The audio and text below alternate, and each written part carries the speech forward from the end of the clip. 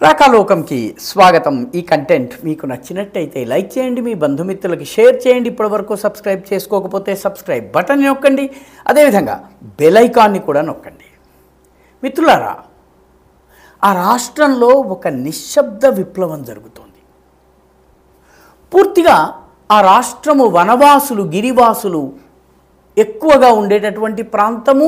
దాదాపు 1850వ సంవత్సరం నుంచే క్రైస్తవ మిషనరీలు అక్కడ తిష్ట వేసుకుని కూర్చున్నారు. ఒక పథకం ప్రకారము అక్కడ మత మార్పిళ్లు చేస్తూ వచ్చారు.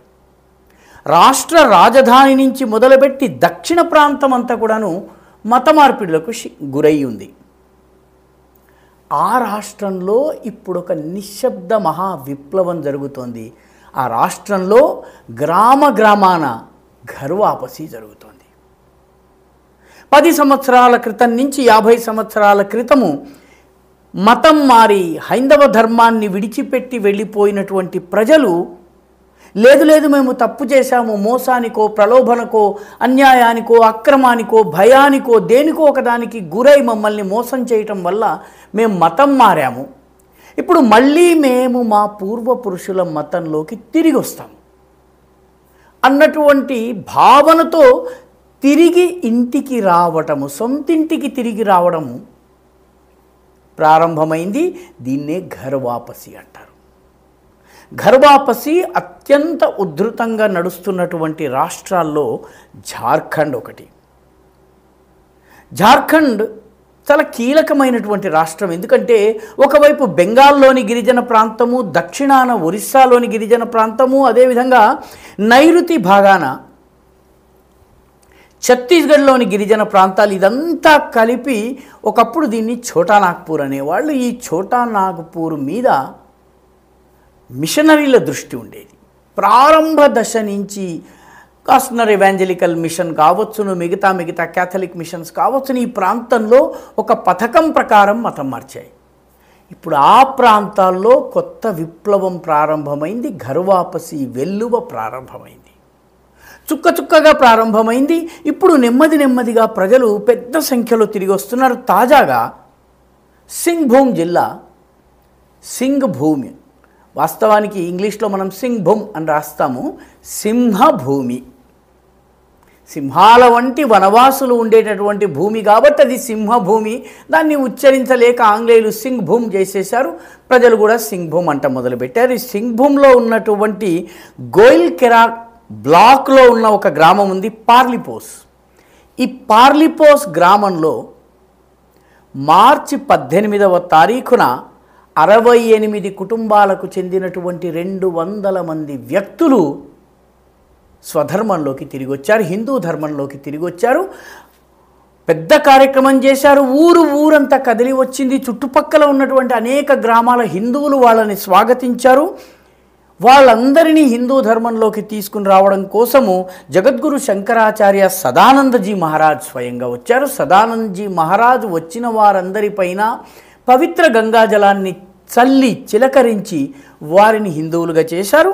వాళ్ళకు దీక్షా మంత్రాలను ఉపదేశించారు. మొత్తం మీద గోయిల్కెరా గ్రామంలో ఉన్నటువంటి పార్లిపోస్ గ్రామము మళ్ళీ హైందవ ధర్మంలోకి తిరిగి వచ్చింది. వస్తున్న సమయంలో హైందవ ధర్మంలోకి తిరిగి వస్తున్నటువంటి ప్రజలు ఆనంద బాష్పాలు కారుస్తూ ఒళ్ళంతా పులకరించిపోతూ జై శ్రీరామ్, జై మాతాది, జై శ్రీకృష్ణ ఇటువంటి నినాదాలు చేస్తూ నా ధర్మము చాలా గొప్పది, నా తల్లి దగ్గరికి నేను తిరిగి వస్తున్నాను అన్నటువంటి ఆవేశంతో, ఉద్వేగంతో వాళ్ళు హిందూ ధర్మంలోకి వచ్చారు. ఒక అద్భుతమైనటువంటి సంఘటన ఇది. జార్ఖండ్లో ఈ ఘర్ వాపసీ ఇప్పటి నుంచి కాదు, గత సంవత్సరం సెప్టెంబర్లో కూడాను బర్ఖాఖుర్ద్ అనేటటువంటి గ్రామం ఉంది. ఇది హజారీబాగ్ జిల్లాలో ఉంది. ఈ హజారీబాగ్ జిల్లాలో 67 కుటుంబాలకు చెందినటువంటి 120 మంది ఒకేసారి పూర్వపురుషుల ధర్మమైనటువంటి హిందూ ధర్మంలోకి తిరిగి వచ్చారు. మార్చి 2021లో గఢ్వా అనేటటువంటి జిల్లా ఉంది. గఢ్వా అనే జిల్లాలో కూడాను 181 మంది ఘర్ వాపసీ చేశారు. మార్చి 2022లో బర్హైట్ మండల్ అనేటటువంటి ఒక మండలం ఉంది. ఆ మండలంలో 61 కుటుంబాలు మళ్ళీ పూర్వపురుషుల ధర్మంలోకి ఘర్వాపసి చేసి హైందవ ధర్మంలోకి వచ్చారు. నిజానికి జార్ఖండ్లో రాంచీ, ఛోటానాగ్పూర్ ప్రాంతము, ఈ గుమ్లా, ఈ రకరకాల జిల్లాలు ఏవైతే ఉన్నాయో ఈ జిల్లాలన్నింటిలో కూడాను చాలా పెద్ద ఎత్తున విశ్వ హిందూ పరిషత్ గ్రామ గ్రామానికి వెళ్ళి ప్రజలతో కలవడము, వాళ్ళకి హైందవ ధర్మం యొక్క గొప్పతనాన్ని బోధించటం వంటి పనులు చేస్తోంది. ఇదే కాకుండా వనవాసి కళ్యాణాశ్రమం అక్కడ ఏకల్ విద్యాలయాల్ని నడిపిస్తోంది. అంటే ఒక టీచరు ఒక గ్రామానికి ఒక స్కూల్ని నడుపుతాడు. 40 మంది 50 మంది స్కూల్కి, ప్రైమరీ స్కూల్కి వెళ్ళేటటువంటి పిల్లలకి ఆయన పాఠం చెప్తాడు. అదే వ్యక్తి స్కూల్ అయిపోయిన తర్వాత హోమియో డాక్టర్గా ఇంటింటికి వెళ్ళి మందులు ఇస్తాడు. ఆ వ్యక్తే గ్రామంలో ఏదన్నా సమస్యని వస్తే పరిష్కరించేటటువంటి గ్రామ పెద్దగా ఉంటాడు. ఇట్లా 3-4 బాధ్యతల్ని నిర్వహించి వారంలో క్షమించాలి ఒకరోజు భజన చేయిస్తాడు. ఈ రకంగా చాలా సుదూర ప్రాంతాల్లో ఉన్నటువంటి వనవాసి గ్రామాలలో, అటవీ ప్రాంతాలలో ఈ ఏకల్ విద్యాలయాలు ఒక విప్లవాన్ని తీసుకొస్తున్నాయి. అత్యధిక ఏకల్ విద్యాలయాలు అంటే 1 టీచర్ 1 స్కూల్ పద్ధతిలో నడిచేటటువంటి ఏకోపాధ్యాయ పాఠశాలలు అత్యధికంగా జార్ఖండ్లో ఉన్నాయి. వీటన్నిటి వల్ల ప్రజలకు తామేం కోల్పోతున్నామో, తమను మతం మార్చినటువంటి వ్యక్తుల దురుద్దేశాలు ఏమిటి, ఏ కారణం చేత ఎటువంటి మోసంతో, ప్రలోభనతో, లేకపోతే భయం వల్ల, వివిధ కారణాల వల్ల మతం మారినటువంటి వాళ్లకు మళ్ళీ సొంత ధర్మంలోకి తిరిగి రావాలని అనిపించినప్పుడు వాళ్ళందరికీ ఒక ఆశాకిరణంలా ఈ గ్రామ స్థాయిలో పనిచేసేటటువంటి కార్యకర్తలు కనిపిస్తున్నారు. అందుకనే గ్రామాలకు గ్రామాలు హైందవ ధర్మంలోకి, పూర్వపురుషుల ధర్మంలోకి తిరిగి వస్తున్నాయి. ఒక రకంగా ఇది ఒక నిశ్శబ్ద విప్లవం. పత్రికల్లో రాదు, పెద్దగా ప్రచారం ఉండదు.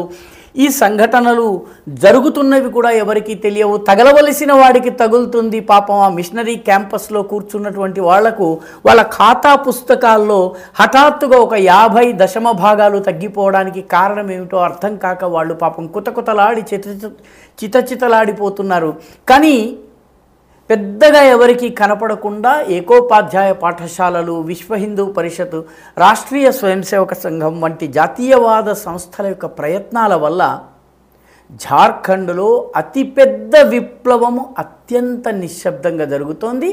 ఈ రకంగా మళ్ళీ పూర్వపురుషుల ధర్మంలోకి పునరాగమనం చేయటం, మళ్ళీ తిరిగి రావడం, దీన్నే ఘర్వాపసి అని కూడా అంటారు. ఘర్వాపసి అత్యంత వేగంగా నడుస్తున్నటువంటి రాష్ట్రాలలో ఈరోజు జార్ఖండ్ ఉంది.